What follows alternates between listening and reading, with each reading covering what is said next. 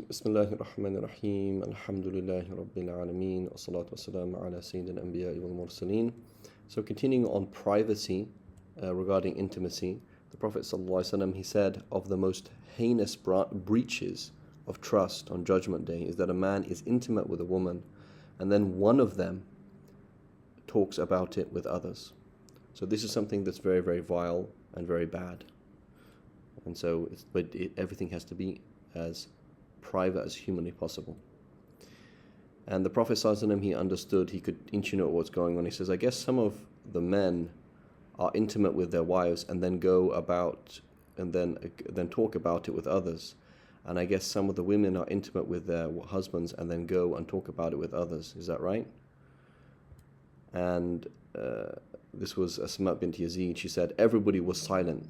So I spoke up, I said, yeah, it was true. The Prophet said, do not do that. That is like two devils meeting and having sex while the others are watching. And there's something disgusting and low, right? And similarly, the Prophet ﷺ is narrated to have said, boasting about one's sexual prowess is forbidden, right?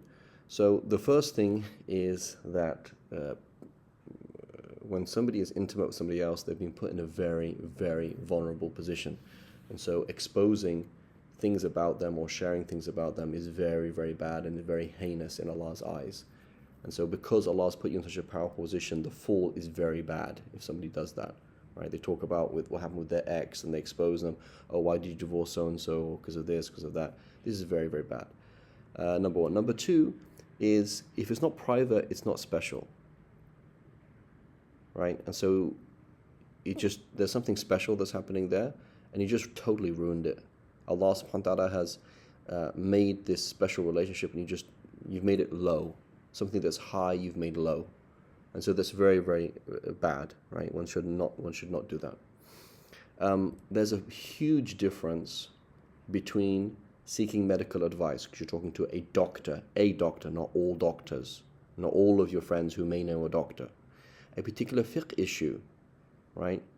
That you have to ask one particular person or two people that is private, right? Or religious advice versus bonding. This is what people do. Intimacy, maybe you just got married, it's exciting. So you want to talk about it with other people and share the experience. Or you're confused, or you're upset, or you're frustrated, and so you want to bond. So what people do is they don't talk to everybody. They spread so that they feel that their emotions are felt by other people. But that's haram, brothers and sisters. It's haram because it's private. So you can't do that.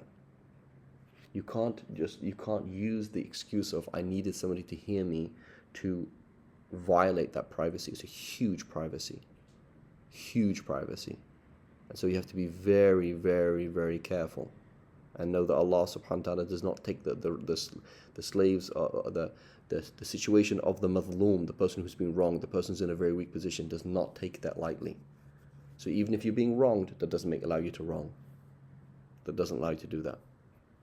You have to be very, very picky about exactly who you talk to.